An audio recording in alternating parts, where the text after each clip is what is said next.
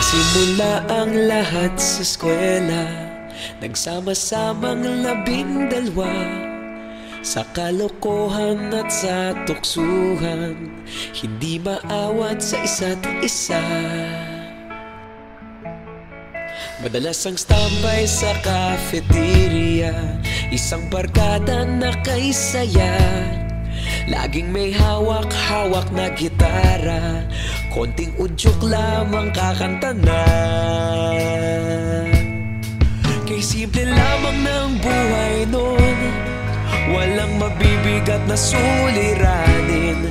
Problema lamang laging kulang ang datong. Sana napunta ang panahon?